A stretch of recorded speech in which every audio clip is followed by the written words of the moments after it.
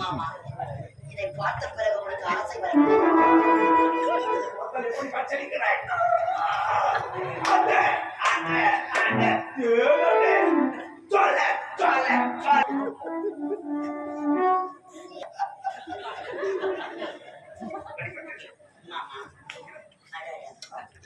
என்ன வேண்டும்? ஒரு முத்தம் வேண்டும்.